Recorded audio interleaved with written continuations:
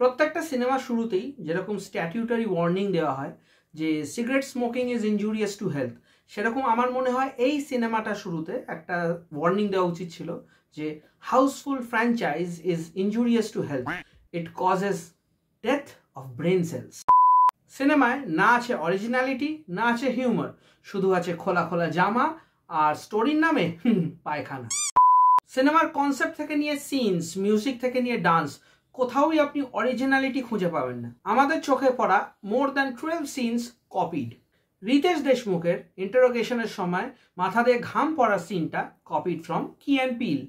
অভিষেক বচ্চনের ইন্টারোগেশন সিনটা আনওয়ার জিবাবির স্কেচ থেকে কপিড। অক্ষয় কুমারের ইন্টারোগেশন সিনটা also copied from Key and পিল।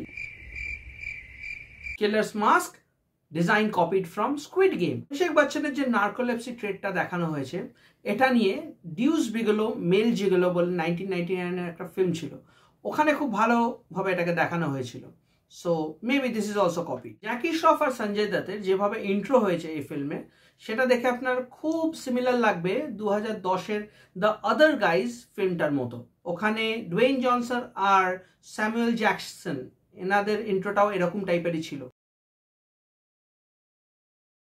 জ্যাকি শ্রফ আর সঞ্জয় দত্তের মধ্যে একটা কনভারসেশন হয় যেখানে ওনারা বলেন যে ইয়ে তুঝে পাতা হ্যায়, ইয়ে মুঝে পাতা হ্যায়, ইয়ে শিপ ওয়ালো কো পাতা নেই।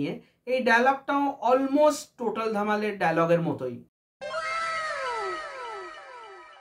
অক্ষয় কুমারের একটা সিন রয়েছে যেখানে ও, এটা ট্রেলারেও রয়েছে, যেখানে ও বাঁদরগুলোকে চড় মারছে, বাঁদরগুলো ওকে চড় মারছে। এই সিনটা প্রথমত এরা হাউসফুল 1-এ ইউজ করেই ছিল, এবং অ্যাকচুয়ালি এই সিনটা নাইট ইন দ্য মিউজিয়ামের হুবহু কপি। এই সিনেমায় একটা সিন রয়েছে যেখানে সৌন্দর্য শর্মাকে পিস্তল দেখানো হয়, বন্দুক দেখানো হয়, এবং ও হাতটা তুলতে ওর জামাটা উঠে আসে, এবং এটা বারবার হয়, মানে ওরা বারবার পিস্তল দেখাচ্ছে, হাত উঠছে, জামাটা উঠছে। তো এটা একটা রানিং গ্যাগ, এবং এই সিনটা 2018-এর মোস্ট প্রবাবলি নিকি লারসন বলে একটা ফ্রেঞ্চ মুভি ছিল, ওই মুভিতে এই সিনটা ইউজ করা হয়েছিল। শিপের ডক্টরকে মার্ডার করার যে সিনটা রয়েছে, যেখানে ডক্টর দাঁড়িয়ে থাকবেন এবং পেছন থেকে কেউ দরজাটাকে ভাঙবে, এটা পুরোপুরি দ্য শাইনিং থেকে কপিড। লালপাড়ি সংটা একটা ডান্স সিকোয়েন্স রয়েছে যেখানে 3জন অ্যাক্টর, মানে অক্ষয় কুমার, রিতেশ দেশমুখ, অভিষেক বচ্চন, এনারা একটা স্টেপ করেন। এই স্টেপটা পুরোপুরি সন্দীপ ব্রাহ্মণ বলে একজন ইনস্টাগ্রাম ড্যান্সার রয়েছে, ওনার থেকে কপিড এবং আনক্রেডিটেড। এবং এই সিনসগুলো যদি বাদও দেন তাহলে entirely the movies concept and story, এটাও কিন্তু অনেকটা 2019-এর মার্ডার মিস্ট্রি বা ডেথ অন দ্য নাইল, এই দুটো ফিল্মের একদম ক্লোজ, মানে বলতে পারেন কিছু কিছু জায়গায় সিন বাই সিন কপি। তো গল্পটা হচ্ছে, একটা শিপ রয়েছে যার নাম হচ্ছে, এবং এই শিপে রঞ্জিত মানে একজন বড় বিজনেসম্যান, ওনার মৃত্যু হয়, এবং উনি একটা উইল করে যান, এবং ওনার মারা যাওয়ার পর ওনার 69 মিলিয়নের সম্পত্তি কে পাবে এটা নিয়ে হচ্ছে একটা কনফিউশন হয়, এবং ওনার উইল অনুযায়ী এটা পাবে হচ্ছে ওনার প্রথম ওয়াইফের ছেলে Jolly.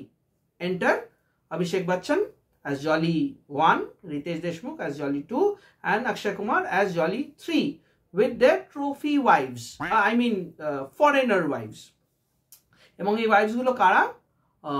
Jacqueline Fernandes, Nargis Fakhri and Sonam Bajwa.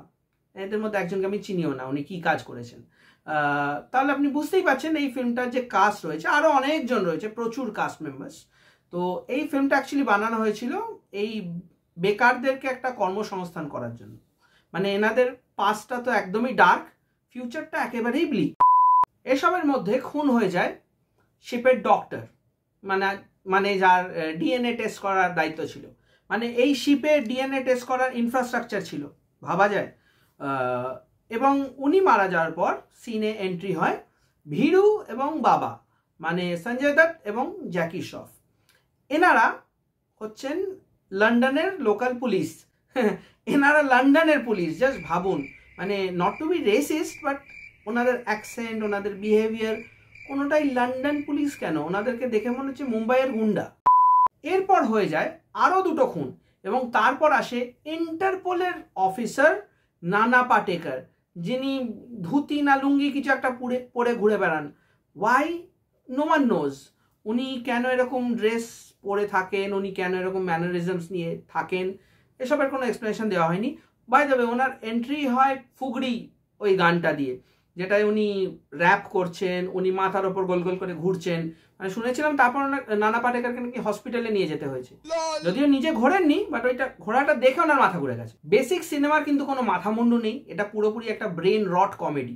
Massive একটা স্টার কাস্ট রয়েছে, যদিও এনাদের মধ্যে অনেকেই আর স্টার নেই, খসে ব্ল্যাক হোল হয়ে গেছে। মেয়েদের কোনো অ্যাক্টিং এর স্কোপ নেই অ্যাজ সাচ, ওনাদেরকে শুধু রাখা হয়েছে বুক, পেট আর থাই দেখানোর জন্য। এবং ক্যামেরাম্যানকে স্ট্রিক্ট ইনস্ট্রাকশন দেওয়া হয়েছে যেন এগুলো মিস না হয়, মানে একদম লো অ্যাঙ্গেল বা একদম টপ অ্যাঙ্গেল থেকে এইভাবেই ফোকাস করা হচ্ছে বুঝিয়ে দেওয়ার জন্য যে এগুলো আমরা দেখাতে চাই, আপনারা দেখুন। আমার মনে হয় অডিয়েন্স এগুলো খুব একটা দেখছিল না, এগুলো মোটামুটি পোস্ট প্রোডাকশন সময় ওনার নিজেরই লাইট নিভিয়ে দেখেছেন। মানে আমরা বলিউডের কাস্টিং মাফিয়া, এগুলো কাস্টিং কাউচ, এগুলোর কথা শুনি, কিভাবে সব র্যাকেট চলে, মানে মি টু মুভমেন্টের ব্যাপারে আমরা সবাই জানি। তাহলে জাস্ট ভেবে দেখুন, যাদেরকে ক্যামেরার সামনে এভাবে ট্রিট করা হয়েছে, তাদের ক্যামেরার পেছনে কিভাবে ট্রিট করা হয়েছে। কমেডি সিনসগুলো কিছু লোকের জন্য ওয়ার্ক করবে যারা ব্রেন ডেড কমেডি দেখতে অভ্যস্ত। যদিও পিওরলি যদি আপনি নোংরামির দিক দিয়ে বলেন, তাহলে ওই গ্র্যান্ড মাস্তি, গ্রেট গ্র্যান্ড মাস্তি, ওগুলো কিন্তু এর থেকে অনেক ওপরে। এই সিনেমার বাজে দিক বলতে বলতে তো দিন কাবার হয়েই যাবে, তাই কয়েকটা ভালো দিক আছে যেগুলো আমি একটু করে বলে নিই। আমি ফিল্মের দুটো ভার্সনই দেখেছি, প্রথমে 5A দেখেছি, দেন 5B দেখেছি, যদিও মাঝখানে 2-3 মতো গ্যাপ হয়ে গেছিলো, ওই জন্য ভিডিওটা করতেও দেরি হলো।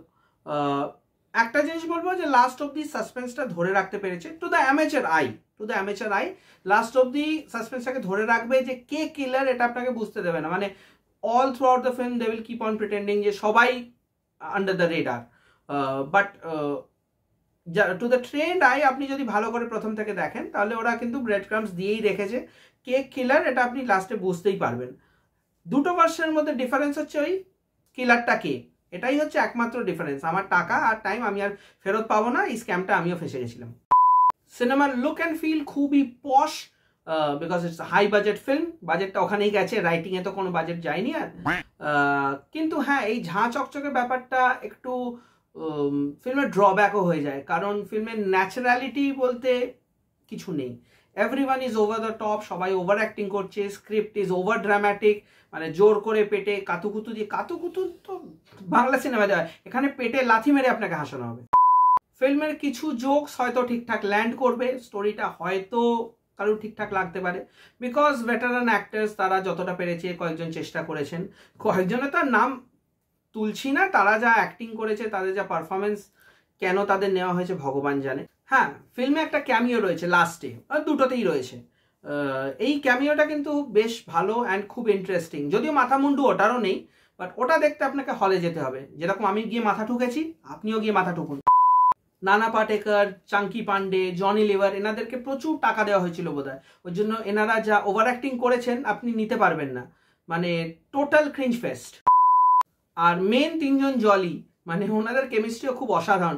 অক্ষয় কুমার, অভিষেক বচ্চন, রিতেশ দেশমুখ, দেখছেন নাম বলতে বলতে নাম কুলাতে পারছি না আমি, এবার মুখ শুকিয়ে যাচ্ছে আমার, এত নাম। এনাদের অ্যাক্টিংও অসাধারণ, মানে এক একজনের সাথে কম্পিটিশন করছে কে বেশি ওভার অ্যাক্টিং করবে। ফারদিন খান, দিনো মরিয়া, থাঙ্গাওয়ালি, ওর অরিজিনাল নামটা আমি বলতেও পারবো না। এনারা সিনেমায় কেন ছিলেন, কি করতে চেয়েছিলেন, এনাদের কাজটা কি, এটা ডিরেক্টর জানেনও না। আপনি সিনেমা দেখলে বুঝতেই পারবেন এনাদেরকে কিভাবে ইউজ করা হয়েছে। সেটা তো আমি স্পয়লার দিতে পারবো না, দিতে চাইলেই দিতে পারি, যদিও এত বাজে সিনেমা আমার মনে হয় না আপনারা দেখতে যাবেন, বাট স্টিল এই সিনেমাটা দেখলে আপনি বুঝতেই পারবেন যে এই অ্যাক্টরগুলো না এক্সপায়ারি ডেট ক্রস করে গেছে। মানে কিছু প্রোডাক্ট যেরকম এক্সপায়ারি ডেট ক্রস করে ফেলে দেওয়া উচিত, এনাদেরকেও। সঞ্জয় দত্ত আর জ্যাকি শ্রফ, এই দুজনকে ফিল্মে নেওয়া হয়েছিল বিকজ এনাদের রিটায়ারমেন্ট এজ ক্রস করে গেছে, কেউ এনাদের নিচ্ছে না। সঞ্জু গঞ্জু যাই ছিল সব তো হয়ে গেছে, এখন আর কি এনাদের চান্স দেবে, ওই জন্য এই সিনেমাটাতে একটা, বুঝলেন তো, মানে বুঝতেই পারছেন। সিনেমাতে একটা CGI পাখি আছে, ওটাকে আবার খুনও করা হয়, এটা স্পয়লার না, এটা প্রথম দিকেই করা হয়। এলাবোরেট সিন, ঠিক যেরকম সিনেমাতে কোনো সিনই ছোট না, প্রত্যেকটা সিনই টেনে টেনে বড় করা, মানে এক একটা সিন কয়েক মিনিট ধরে চলতে থাকে, সেরকম এই CGI পাখিটাও কেন আছে, কি করতে আছে, আপনি বুঝতে পারবেন না। সিনেমাতে এত কাস্ট, 5-6 জনকে আপনি যদি কাটিয়েও দেন তাতেও কিছু একটা হয়ে যাবে না। মানে এটা বলতে পারেন গরিবের 36 চায়নাটাউন। 36 চায়নাটাউন ওই টাইমের বাজে সিনেমা ছিল, এখন ইন হাইন্ডসাইট ওই সিনেমাটা দেখলে ভালো লাগে। তাহলে বুঝতে পারছেন হাউসফুলের কি অবস্থা। তো এই ছিল আমার views and opinions on Housefull 5। Actually আমি নিজে কি বলেছি আমি নিজেও জানি না, কারণ এই সিনেমাটা দেখে আমার মাথাটা সত্যি, যেহেতু ব্রেন ডেড কমেডি, আপনারা আশা করি চান না যে আমার ব্রেন ডেড হয়ে যাক, ঠিক আছে। আপনারা রেকমেন্ড করেন ঠিকই, আমরা নিশ্চয়ই গিয়ে দেখে আসি, কিন্তু কিছুক্ষণ টাইম লাগে রিকভার করতে, মানে ব্রেন সেলগুলো আস্তে আস্তে আবার ফেরত আসে, তারপর আমি কিছু বলতে পারি। তো এই ভিডিওটা রিলিজ হওয়ার পর আমি নিজেও দেখবো যে আমি কি বললাম। এই সিনেমাটা একটা প্রাইম এক্সাম্পল যে অতি সন্ন্যাসীতে গাজন নষ্ট কিভাবে হয়। মানে এতজনকে নিলেই যে সিনেমা চলবে তা নয়, একটা পিকনিক ফেস্ট, সবাই গেল, হই হুল্লোড় করলাম, শ্যুট করলাম, কিছু টাকা তো কামিয়ে নেবেই। দেখুন একটা ফ্র্যাঞ্চাইজের দাম রয়েছে, যতই বলুন লোকে দেখবে না, দেখছে তো বটে। কেউ কিউরিওসিটি নিয়ে দেখতে যাচ্ছে, কেউ গালাগাল দিতে দেখতে যাচ্ছে, আবার কেউ টাইম পাস করতে দেখতে যাচ্ছে, তো দেখবে কেউ না কেউই। আশা করি এই ভিডিওটা আপনাদের ভালো লেগেছে। আজকের রিভিউটা খুবই খাপছাড়া এবং খামখেয়ালি, বিকজ ফিল্মটা নিয়ে আই ওয়াজ টেরিবলি ডিসঅ্যাপয়েন্টেড। এর না কিছু বলার আছে না কিছু দেখার আছে, এরকম অখাদ্য জঘন্য সিনেমা আমি অনেকদিন দেখিনি। তবে হ্যাঁ, সিনেমাটা যেহেতু ঝাঁ চকচকে, যদি একটা ছোটখাটো হলে আপনারা যান, পপকর্ন নিয়ে বসে যান বন্ধু বান্ধবের সাথে, গল্প করতে করতে দেখবেন কখন ওই টাইমটা পাস হয়ে গেছে, কখন আপনিও পাস আউট করে গেছেন আপনি বুঝতেই পারবেন না। ভিডিওটা ভালো লেগে থাকলে একটা লাইক, শেয়ার আর সাবস্ক্রাইব করে দেবেন। অ্যান্ড আপনাদের কোনো ওপিনিয়ন, সাজেশন বা রিকোয়েস্ট থাকলে কমেন্ট সেকশনে ডেফিনেটলি জানাবেন। You can always connect with me on my Instagram account. আপনারা দেখছিলেন থ্রাশ আওয়ার, আমি আপনাদের হোস্ট টম থ্রাশ, এবং দেখা হচ্ছে পরের ভিডিও।